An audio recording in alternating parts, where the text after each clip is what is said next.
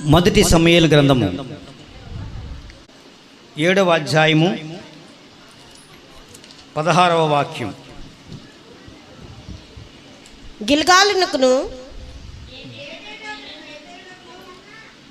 ఏటేటా అతడు బేతేలుకునకును గిల్గాలునకును మిస్పాకును తిరుగుచు ఆ స్థలముల యందు ఇశ్రాయేలీయులకు న్యాయము తీర్చుచు వచ్చెను. మరియు చాలండి. ఇక్కడ వాక్యంలో ఏం రాయబడి ఉందంటే, ఏటేటా అతడు బేతేలునకు గిల్గాలునకు మిస్పాకునకు తిరుగుచు అలాగే షిలోహునకు కూడా ఆయన వెళుతూ ఉండేవాడట. వెళుతూ అక్కడ ఏం చేశాడంటే, ఇశ్రాయేలు కూడా ఆ స్థలముల యందు ఇశ్రాయేలులకు న్యాయము తీరుస్తూ వస్తుండేవాడట. సమూయేలు గారు ప్రజల క్షేమం కొరకు తన జనులందరికీ కూడా విశ్వాస సహితమైనటువంటి ప్రేమను కనబరుస్తూ విశ్వాసయుక్తంగా వారు జీవించేటట్లు వారికి తగిన న్యాయం చెబుతూ ఆయన తిరుగుతుండేవాడట. సమూయేలు గారు ఒక విధంగా చెప్పాలంటే న్యాయాధిపతి. ఆయనకి ఏమేమి పనులు ఉన్నాయంటే, ఆయా ప్రాంతముల్లో రాజులను అభిషేకించే పని సమూయేలు కలిగి ఉన్నాడు. రాజులను అభిషేకించే పని సమూయేలు గారు కలిగి ఉన్నారు. అలాగే న్యాయము తీర్చే పని సమూయేలు గారు కలిగి ఉన్నారు. అట్టి న్యాయం తీర్చడంలో ఎక్కడెక్కడికి వెళుతున్నాడట? బేతేలునకు గిల్గాలునకు మిస్పాకును తిరుగుచు ఆ స్థలముల యందు ఇశ్రాయేలులకు న్యాయము తీరుస్తూ ఉన్నాడట. మిస్పా అనేది దానికి అర్థం ఏంటంటే కావలి గోపురం అనే అర్థం ఉంది. కావలి గోపురం. అంతేకాదు కనిపెట్టు గోపురం అని కూడా దాన్ని అంటారు.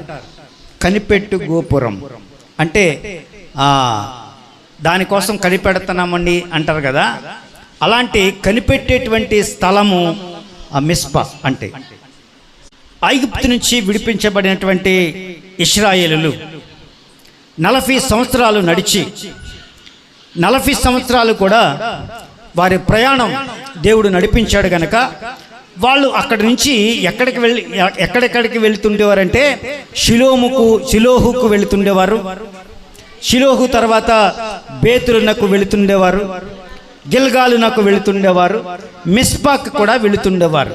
అక్కడ అది దేవుని నివాస స్థలము అనేటువంటి నమ్మకం వాళ్ళకి ఉంది. కాబట్టి మిస్పా అనేది ఏంటి? దేవుని దేవుడుండే స్థలము, దేవుని గోపురం. అంటే ఒక చర్చ్ అన్నమాట, దేవుని సన్నిధి. మిస్పా అంటే దేవుని సన్నిధి. అంటే మిస్పాకు వెళ్ళాము అంటే దేవుని సన్నిధికి వెళ్ళాము అని అర్థం. బేతేలుకు వెళ్ళాము అంటే బేతేలునకు దేవుని సన్నిధి ఉందని అక్కడికి వెళ్ళాము. గిల్గాలునకు వెళ్ళామంటే అక్కడ దేవుడు ఉన్నాడు కనుక మేము అక్కడికి వెళుతున్నామని అర్థం.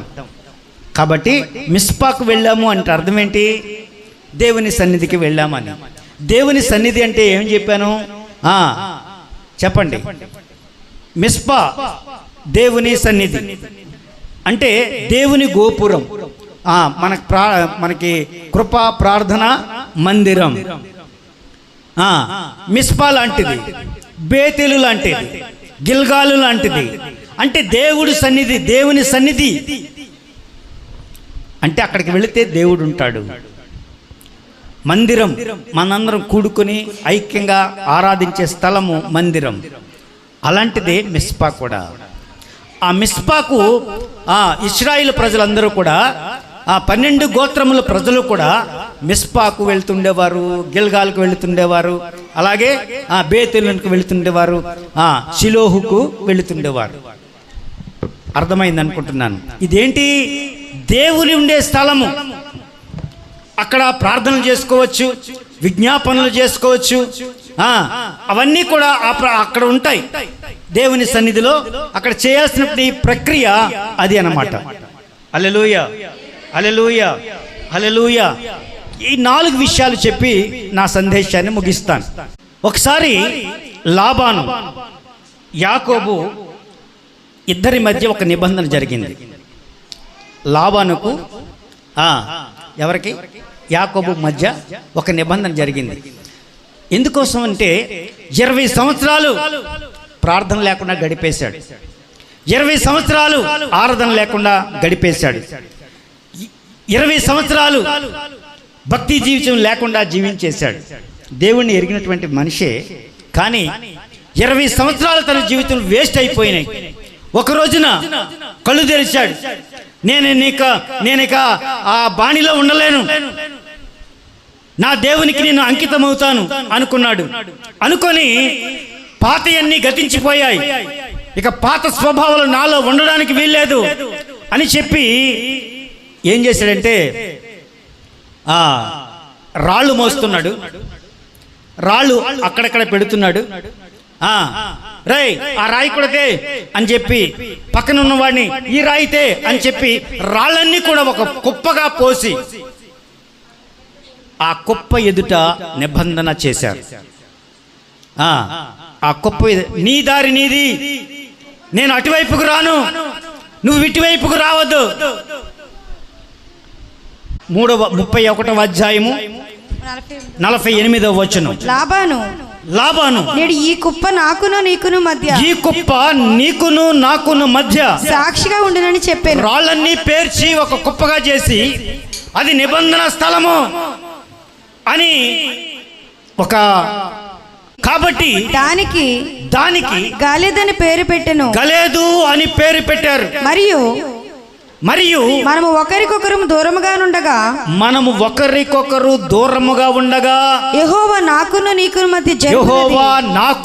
నీకును మధ్య జరుగునది కనిపెట్టునని చెప్పెను గనుక దానికి మిస్పా అను పేరు పెట్టబడింది. దానికి మిస్పా అను పేరు పెట్టెను.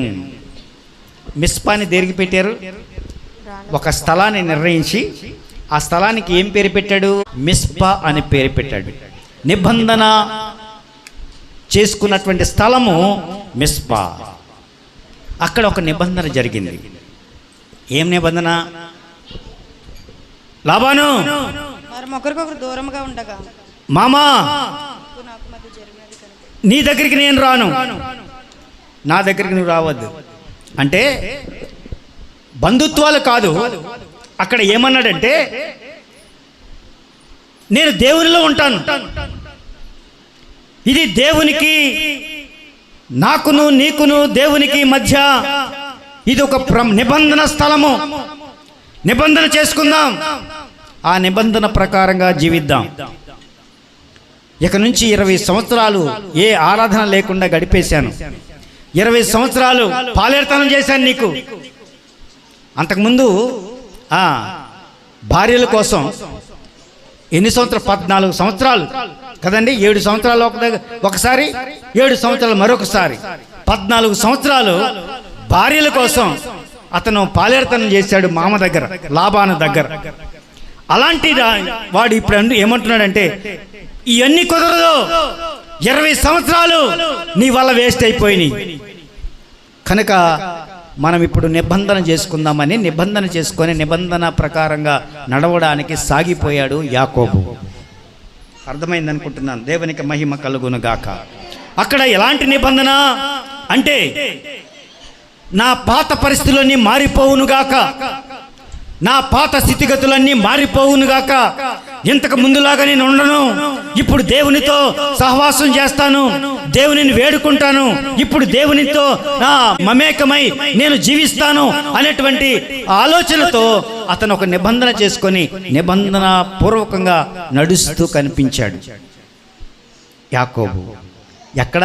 మిస్పాలో ఒక నిబంధన చేశాడు కదండి. మిస్పా అంటే ఏమన్నాను? నిబంధన స్థలము. అయ్యా, నేను ఇంతకు ముందులాగా ఆ పాపకార్యాలు చెయ్యను, ఇంతకు ముందులాగా వ్యభిచరించను, ఇంతకు ముందులాగా నేను వేరొక దిశగా వెళ్ళను, ఇంతకు ముందుగా భక్తి లేనట్లుగా జీవించను, భక్తి కలిగి ఉంటాను. అది నిబంధన. దేవునితో మనం నిబంధన చేస్తూ ఉంటాం.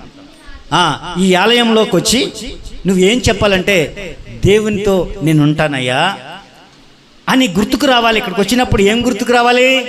నిబంధన గుర్తుకు రావాలి. నువ్వు ఏం చేసి ఇక్కడికి వచ్చావో ఆ నిబంధన జ్ఞాపకం ఉంచుకోవాలి. తండ్రితో నిబంధన చేస్తాం, ఆస్తులు నిబంధన చేస్తాం కదండి. తండ్రి మనకి ఏదైనా ఇస్తే, ఇదిగో నీకు ఇది ఇస్తున్నాను, ఈ రోజు నుంచి ఇది నీదే అంటే ఒక నిబంధన. అది నీకు ఫలాంది నీకు సొంతం చేస్తున్నాను అని ఎవరైనా అంటే అది ఒక నిబంధన. ఇప్పుడు మిస్పాలో ఒక నిబంధన జరిగింది. ఎవరెవరికి? లాబానుకు యాకోబుకు నిబంధన జరిగింది. అది నిబంధన స్థలము అనబడుతుంది. మనము కూడా నిబంధన చేసుకోవాలి. ఇంతకుముందు నువ్వు సరిగా లేవనుకో, ఇంతకుముందు నీ ఇష్టానుసారంగా తిరిగావనుకో, ఇంతకుముందు నువ్వు ఏవేవో కార్యాలు చేసావనుకో, ఇప్పుడు ఒక నిబంధన జరగాలి దేవునికి నీకు మధ్య. ఏమి నిబంధన? ప్రభువా, నేను ఈ రోజు నుంచి నీ సన్నిధిలో నమ్మకంగా ఉంటానయ్యా అని ఒక నిబంధన జరగాలి. అంటే మిస్పాలోనికి వచ్చిన తర్వాత నీ ఏ నిబంధన దేవునితో చేసుకున్నావో ఆ నిబంధన నీకు గుర్తుకు రావాలి. గతంలో నువ్వు బాప్తిసం పొందినప్పుడు నువ్వు ఏమి నిబంధన తీసుకున్నావో నీకు జ్ఞాపకం ఉందా? ప్రభువా, నీ యందు నమ్మికగా ఉంటాను, ఏ కీడైనా సరే నిన్ను వెంబడిస్తూనే ఉంటాను, దేనికి భయపడను, ఎవరికి భయపడను, కానీ నీకు భయపడుతూ ఉంటాను అని నిబంధన చేసుకునే బాప్తిసం తీసుకున్నాం కదా. ఆ నిబంధన నీకు గుర్తుకు రావాలి. ఇక్కడ లాబానుకు యాకోబుకు ఆ రోజున ఒక నిబంధన జరిగింది. దేవునికి మహిమ కలుగునుగాక. అది ఏ స్థలము? మిస్పా. మిస్పా అంటే నిబంధన స్థలము. చెప్పండి అందరూ కూడా, నిబంధన స్థలము చెప్పాలి. అందరూ నోరు తెరిస్తేనే. నిబంధన స్థలము ఏంటి? మిస్పా. రెండవ విషయానికి వస్తున్నాను. ఒకటి అయిపోయిందా? ఇంకా 3 ఉన్నాయి. త్వరగా చెప్తాను. దేవునికి మహిమ కలుగును గాక. హల్లెలూయా. న్యాయాధిపతుల గ్రంథము 11వ అధ్యాయము 11వ వచనం. మీరందరూ కూడా నిబంధన చేసుకొని ఇక్కడికి వచ్చారు. కాబట్టి యెఫ్తా. ఉండండి. వెంకయ్య గారు నిబంధన చేసుకున్నారా? దేవునిలో ఆ నిబంధన ప్రకారంగా జీవిస్తున్నారా? జీవించడం లేదు. ఎవరు చూడకుండా చుట్ట తాగేస్తున్నావు, ఎవరు చూడకుండా మందు తాగేస్తున్నావు. నిబంధన మీరారు మీరు. కానీ ఇక్కడ నిబంధన అంటే దేవుని సన్నిధికి వచ్చిన తర్వాత నువ్వు ఆ రోజున తీసుకున్న నిబంధన నీకు గుర్తుకు రావాలి. ఇది దేవుని సన్నిధి.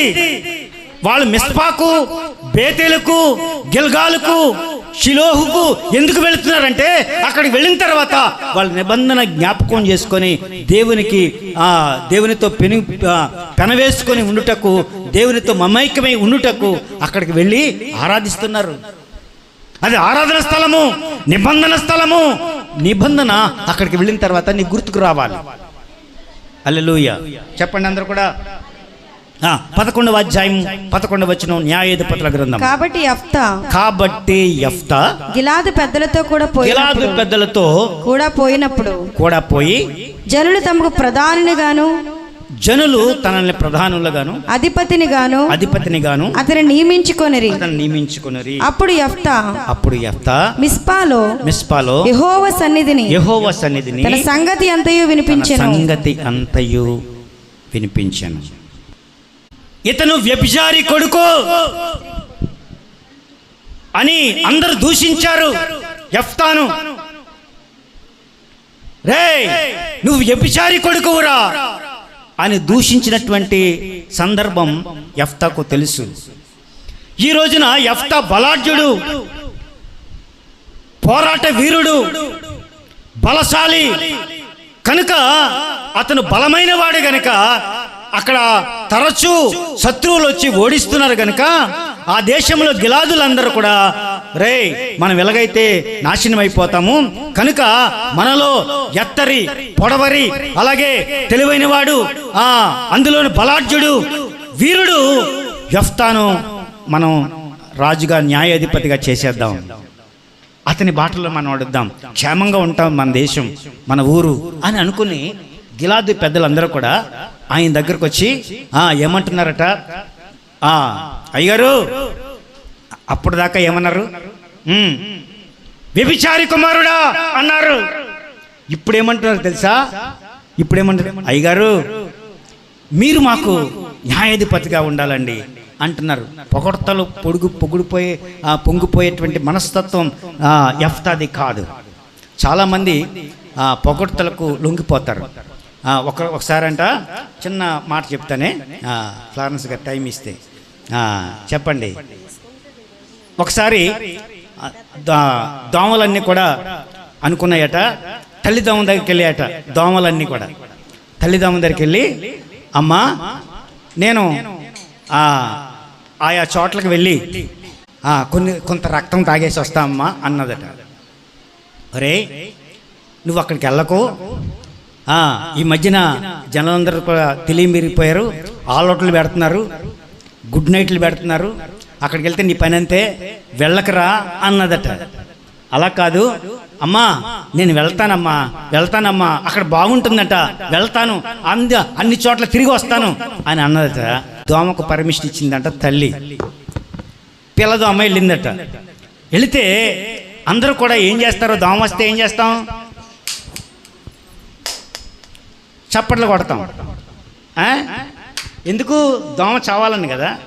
దోమ చావడానికి కోసం అంతా చేసినప్పుడు ఏదో రకంగా ఆ దోమ తప్పించుకొని బయటకు వచ్చేసిందంట. అమ్మా ఎంతమంది ఉన్నా తెలిసి అక్కడ, అందరూ నన్ను చూసి చప్పట్లు కొడుతున్నారే అందట. అందరూ నన్ను చూసి చప్పట్లు కొడుతున్నారే అందట.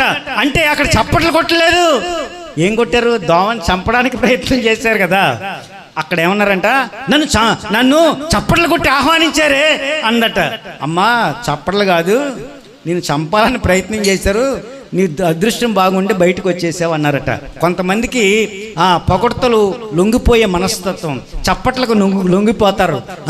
ఆ చప్పట్లు నిన్ను చంపడానికి అనే సంగతి గుర్తుకు రావాలి నీకు కదండి.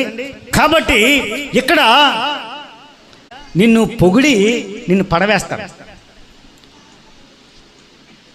యెఫ్తాను చాలా పొగిడారు, నువ్వు గొప్పవాడవన్నారు, నువ్వు గొప్ప పనులు చేస్తావు, మాకు న్యాయాధిపతిగా ఉండని యెఫ్తాను న్యాయాధిపతిగా పెట్టుకున్నారట. అది కథ. దాంట్లో నీకేం చెప్పదలుచుకున్నానంటే, అక్కడ ఒక సందర్భం జరిగింది. అందరూ పొగిడారు, అందరూ నువ్వు న్యాయాధిపతిగా ఉండు అన్నారు. అప్పుడు యెఫ్తాకు ఏమనిచిందంటే, మిస్పాలో యెహోవా సన్నిధిని తన సంగతి అంతా కూడా తెలియజేశాడట. దేవునికి మహిమ కలుగునుగాక. తన సంగతి అంతా దేవునికి తెలియజేశాడు. దేవా నన్ను ఒకనాడు వీళ్ళందరూ కూడా చాలా నీచంగా చూశారయ్యా, వ్యభిచారి కుమారుణ్ణని నన్ను ఎత్తి పొడిశారయ్యా. ఈ రోజున అందరూ కూడా నన్ను న్యాయాధిపతిగా ఉండమని కోరుతున్నారయ్యా. నువ్వు చెప్పు, నేను ఉండనా వద్దా? దేవా నీకు నేను అప్పగించుకుంటున్నాను. నేను నన్ను ఉండమంటే ఉంటాను, ఉండొద్దు అని చెబితే ఉండను అని దేవుని దగ్గరకి వెళ్ళాడు. మిస్పాలోకి వెళ్ళాడు. ఎవరు? యెఫ్తా. దేనికి వెళ్ళాడు? చెప్పండి దేనికి వెళ్ళాడు? తన సంగతి అంతయు, అమ్మా తన సంగతి అంతయు దేవునితో చెప్పుకోవడానికి వెళ్ళాడు. మిస్పాలకు వచ్చిన తర్వాత ఏం చేయాలి? మిస్పాలకు వచ్చిన తర్వాత ఏం చేయాలి? దేవుని మందిరానికి వచ్చిన తర్వాత ఏం చేయాలి? నీ సంగతి అంతా దేవునికి చెప్పాలి. దేవా నేను పాపం చేశానయ్యా, నేను పాపం చేశాను, నీ సన్నిధికి వస్తున్నాను, నన్ను క్షమించవా? నువ్వు క్షమించే దేవుడు, నన్ను క్షమించగలవు. ఎక్కడ తప్ప వేరొక చోట నాకు పాప విమోచన కలగదు. కనుక ఈ పాప విమోచన కోసం నీ పాదాల చెంత మొరపెడుతున్నానయ్యా అని నీ సంగతి అంతయు ఎవరికి వివరించాలి? చెప్పండి, ఎవరికి వివరించాలి? దేవునికి వివరించాలి. మిస్పాలో ఏం జరుగుతుందంటే, మిస్పాలో నువ్వు చెప్పదలసినటువంటి దేవునికి ఏం చెప్పదలుచున్నావో నీ సంగతి అంతా కూడా దేవునికి వివరణ, మనుషులకు కాదు. కర్నూలులో బస్సు తగలబడిపోయింది, తెలుసా మీకు? చాలామంది చనిపోయారు, 19 మంది చనిపోయారు. అక్కడ 19 మంది చనిపోతుంటే అందరూ ఫోటోలు తీసేవారట, అందరూ కూడా వీడియోలు తీస్తున్నారట. కానీ అక్కడ చనిపోతున్న వాళ్ళు ఒక్కరిని కూడా రక్షించే ప్రయత్నం అయితే చేయలేదట. చాలా చోట్ల అలాగే జరుగుతుంది. ఈ జనాలందరూ కూడా, మనుషులందరూ ఏం చేస్తారంటే నిన్ను ఫోటోలు తీస్తారు, నిన్ను బద్నామం చేయడానికి, నిన్ను బహిర్గతం చేసి నీ పరువు తీయడానికి అందరూ కూడా ఆ నోట చెప్పుకుంటారు నీ గురించి కదండి. అలాంటిది దేవుని సన్నిధిలో నీ సంగతి అంతా చెప్పుకుంటే నీకు విమోచన లభిస్తుంది, నీకు ధైర్యం పుడుతుంది, నీకు దేవుడు మేలు చేస్తాడు. దేవుని సన్నిధిలో నువ్వేం చెప్పాలనుకుంటున్నావో, ఏమి దేవునికి వివరించాలనుకుంటున్నావో దాన్ని వివరించే. దేవుని సన్నిధిలో ఏం చేయాలి? నీ గురించి, మన గురించి, నా గురించి దేవునికి వివరించే చోటు ఏది? మిస్పా. అర్థమైందా? మిస్పా అంటే అర్థమైంది ఇప్పుడు. మిస్పా అంటే ఏంటి? దేవునికి మన సంగతి అంతయు వివరించే స్థలం అది. దేవునికి మన సంగతి, మన గురించి సమస్తమును దేవునికి తెలియజేసే స్థలం ఏదంటే దేవుని మందిరమే, ఇంకొకటి కాదు. దేవుని మందిరములో నీకు దేవునికి ఒక నిబంధన జరగాలి. ఆ నిబంధన నిన్ను గురించి నీవు దేవునికి అప్పగించుకోవాలి. ఒక స్త్రీ ఉంది కదండి, ఎక్కడ? మార్కు సువార్త 5వ అధ్యాయంలో 33వ వాక్యం వచ్చింది. చదవండి. అప్పుడు ఆ స్త్రీ తనకు జరిగినంత అంతయు ఎరిగి భయపడి వణుకుచూ వచ్చి ఆయన ఎదురు సాగిలపడి తన సంగతి అంతయు ఆయనతో చెప్పాను. తన సంగతి అంతయు ఆయనతో చెప్పాను. ఏ స్త్రీ అది? అమ్మా విరజ, ఏ స్త్రీ? 12 ఏళ్ల నుంచి రక్తస్రావం కలిగినటువంటి స్త్రీ ఆయన దగ్గరికి వచ్చి, నన్ను ఎవరో ముక్కుతున్నారు అన్నాడు యేసు ప్రభు. ఆ సందర్భంగా ఆయనకు భయపడి ఏం చెప్పిందంట? తన సంగతి అంతయు ఆయనకు వివరించింది. అయ్యా, నేను ఈ పరిస్థితిలో ఉండేదానను, ఎవరు నన్ను ముట్టుకునేవారు కాదయ్యా. 12 ఏళ్ల నుండి రక్తస్రావం కలిగినటువంటి స్త్రీగా అందరూ నన్ను దూషించారు. ఎవరు అంటుకునేవారు కాదు, ఎవరు నా మాట వినేవారు కూడా కాదు. నేను వస్తున్నానంటే అందరూ పారిపోయేవారు. ప్రభా, ఇక్కడికి వస్తే స్వస్థత దొరుకుతుందని, నేను అంటుకుంటే నాలో ఉన్న రోగం పోతుందని నీ పాదాల చెంతకొచ్చి నేను అంటుకున్నానయ్యా. ఆమె స్వస్థత పొందింది. దేవునికి మహిమ కలుగునుగాక. హల్లెలూయా. మిస్పాలో నీకు స్వస్థత వస్తుంది. మిస్పాకు వెళితే ఏమొస్తుంది? స్వస్థత దొరుకుతుంది. హల్లెలూయా, హల్లెలూయా, హల్లెలూయా. మొదటి సమూయేలు గ్రంథము 22వ అధ్యాయము 3వ వచనం. మొదటి సమూయేలు గ్రంథము. తర్వాత దావీదు అక్కడి నుంచి బయలుదేరి మోయాబులోని మిస్పాకు వచ్చి, దేవుడు నాకు ఏమి చేయునది, నాకు ఏమి చేయునది నేను తెలుసుకుంటాను. దేవునికి మహిమ కలుగున. దేవుడు నాకేం చేయబోతున్నాడు. ఆ రోజు ఏం రోజు అంటే తనని వెంట తరుముతున్న రోజు. మనుషులు తనని వెంట తరుగుతున్నారు. ఎవరో సౌలు దావీదును వెంట తరుగుతున్నాడు, చంపేయాలని చూస్తున్నాడు. ఆ సందర్భంగా పారిపోతున్నటువంటి దావీదు గారు మోయాబుకు చేరాడు తన కుటుంబంతో పాటుగా. మోయాబులో ఉంటూ మోయాబు రాజుకు తన మనవి చేసి ఆ సందర్భంగా ఏమన్నాడంటే, మిస్పేకు వచ్చి దేవుడు నాకు ఏమి చేయునది నేను తెలుసుకునే వరకు నా తల్లిదండ్రులు ఉంటాను. నేను ఎక్కడి నుంచి కదలను. మిస్పాలో దేవుని సన్నిధి ఉన్నది. మిస్పాలో దేవుడు ఏం చెబుతాడో నా గురించి వెంట తరుగుతున్నారు. పారిపోతున్నాను, భయం వేస్తుంది, నేను ఎక్కడికి వెళ్ళాలయ్యా, ఏం చెయ్యాలో నువ్వు ఏం చేయబోతున్నావు చెప్పే వరకు నేను ఎక్కడి నుంచి కదలను అని దావీదు తీర్మానం చేసుకొని అక్కడే ఉన్నాడు. దావీదు ఎంత గొప్ప విషయం కదా. అక్కడికి వెళితే నీకు సమాధానం దొరుకుతుంది. ఎక్కడికి వెళ్తే మిస్పాకు వెళితే నాకు సమాధానం దొరుకుతుంది. నీకు దేవా నేనేం చేయాలో చెప్పు. ప్రశ్నకు సమాధానం దొరకనటువంటి వ్యక్తులు చాలామంది ఇక్కడ ఉండొచ్చు. మీ ప్రశ్నకు సమాధానం దొరకదు. అప్పుడు నేను ఏం చేయాలంటే దేవుని సన్నిధికి వచ్చి దేవుని పాదాల చెంతకు చేరి, దేవా ఈరోజు నీ మందిరంలో కూర్చున్నాను, నాకు బయలుపరచు, నేను ఏం చేయాలో నాకు బోధపడడం లేదు, ఏం చేయాలో నాకు బోధించు దేవా అని మీరు దేవుని పాదాల చెంత మొరపెడితే ఏమీ చేయనది తెలుసుకునే వరకు నేను ఇక్కడే ఉంటాను అన్నాడు దావీదు. దేవుడు చెప్పాడు, దేవుడు తనకి మార్గం చూపించాడు. తర్వాత దావీదు గారు నడిచాడు. దేవునికి మహిమ కలుగునుగాక. నువ్వు ఆ రీతిగా నడవాలంటే దేవుని పాదాల చెంతకు చేరాల్సినటువంటి సమయం, స్థలం ఏదంటే మిస్పా. మిస్పా అంటే ఏదనుకుంటున్నారు? మందిరం, దేవుని సన్నిధి. దేవుని సన్నిధిలో దొరికేటువంటి విధానాలు, భాగ్యాలు మీకు తెలియజేస్తున్నారు ఈ రోజున. దేవుని సన్నిధిలో ఏముంటుంది, ప్రార్థనకు రావడంలో ఏముంటుంది అని అనుకోవచ్చు. చేయబోయే కార్యాన్ని దేవుడు ముందుగా చూపిస్తాడు నీకు. నువ్వు ఏం చేయాలో దేవుడు బోధిస్తాడు నీకు. ప్రశ్నకు సమాధానం దొరకదు. ఒక్కోసారి ఎటు వెళ్ళాలో మనకు తెలియదు. కానీ దేవుని సన్నిధిలో సరైన నిర్ణయం తీసుకోవడానికి దేవుడు తగిన రీతిలో తగిన సలహా నీకు అందిస్తాడు. సమయోచిత జ్ఞానం ఇచ్చి నడిపిస్తాడు.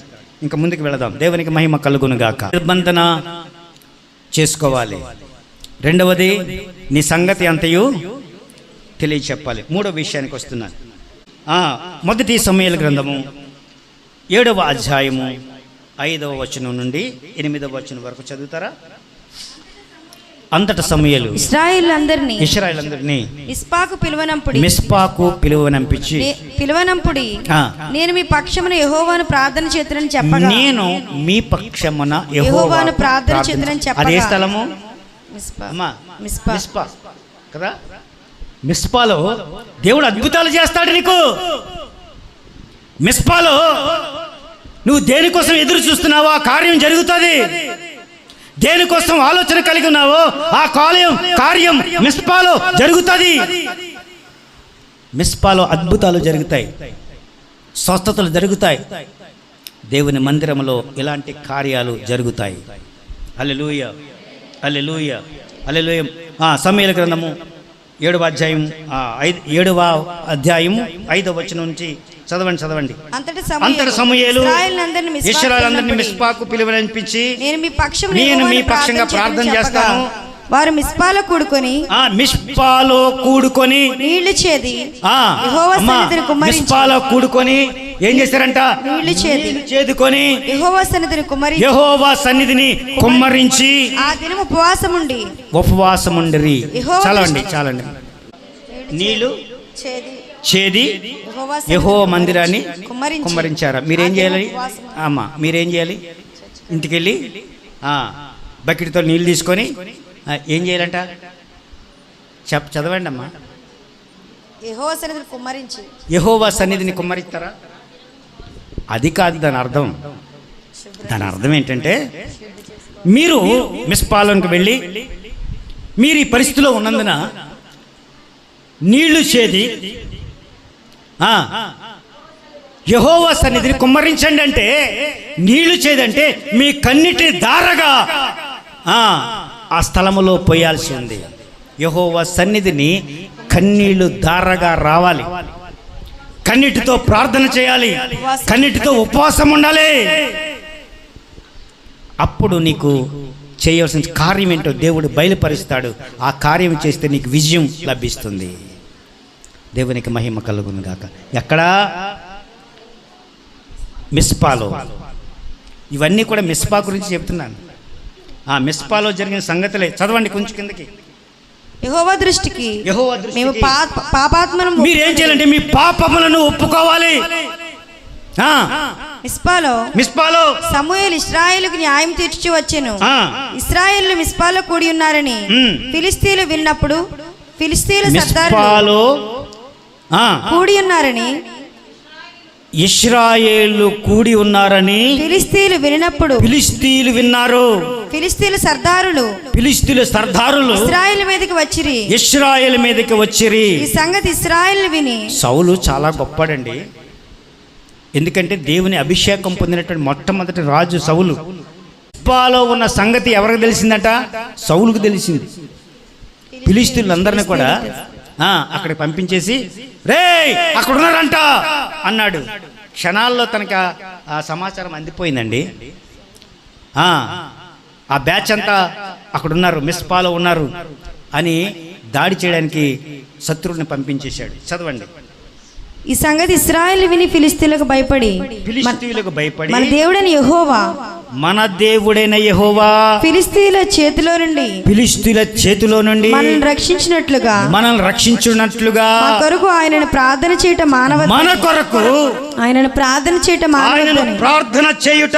మానవద్దని సమూయేలు నొద్ద మనవి చేసిరి. ప్రార్థన చేయుట మానవద్దు.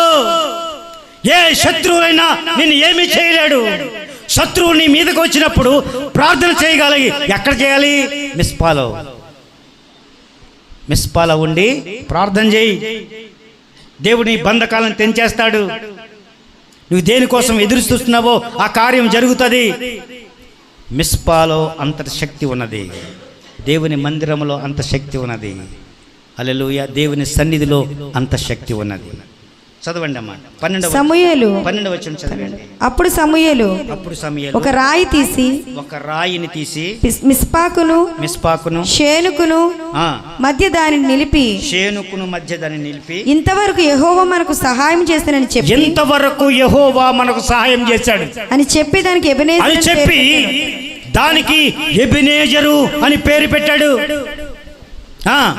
ఇలాగున ఫిలిష్తీయులు అనపబడ్డారు. ఎవరు? శత్రువులు అనపబడ్డారు. ఎందుకు? ప్రార్థన చేసినందువల్ల. దేవుని సన్నిధిలో ప్రార్థన చేశారు మీరు, అందుకే ఫిలిష్తీయులందరూ కూడా అనసబడ్డారు. అనసబడ్డం కాదు, ఏం జరిగిందో చూడండి. ఇశ్రాయేలు సరిహద్దులోనికి తిరిగి రాగా ఆగిపోయిరి.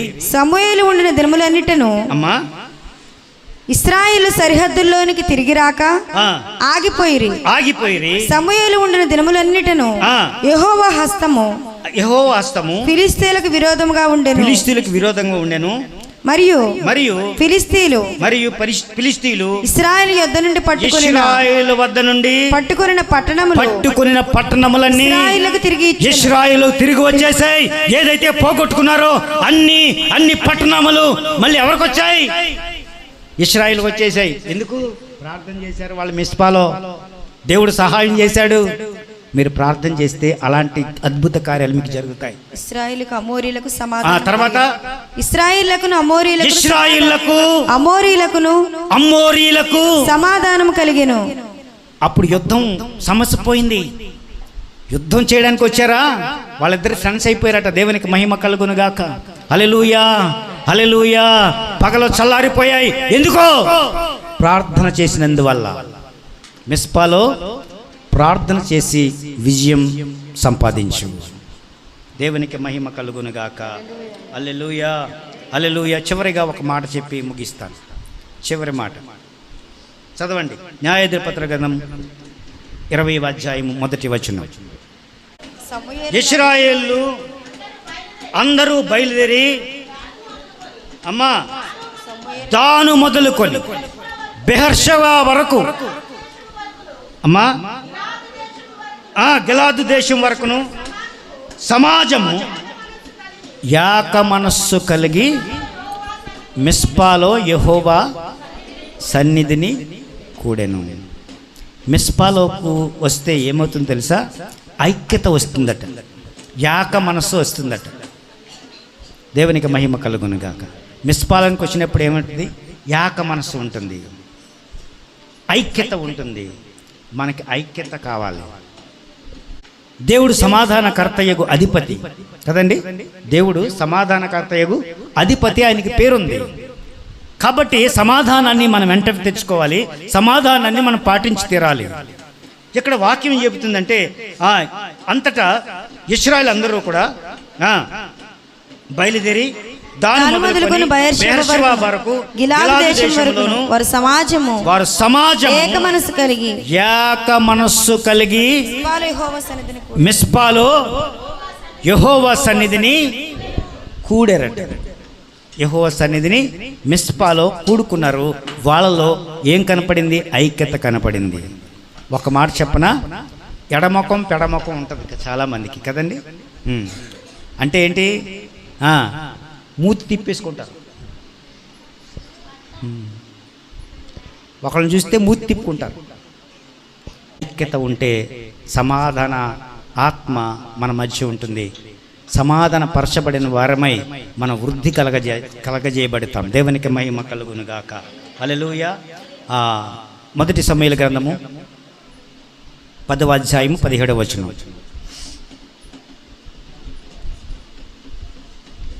తరువాత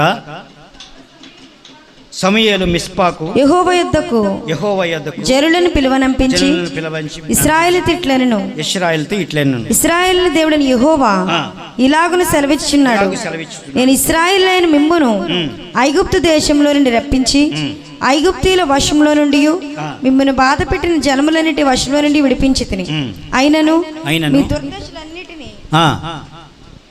ఉపద్రవములన్నిటిని పోగొట్టి మిమ్మల్ని రక్షించిన మీ దేవుని మీరు ఇప్పుడు విసర్జించి మీ దేవుని విసర్జిస్తున్నారు. మా మీద ఒక రాజుగా నియమింపమని ఆయన అడిగి ఉన్నారు. చాలండి.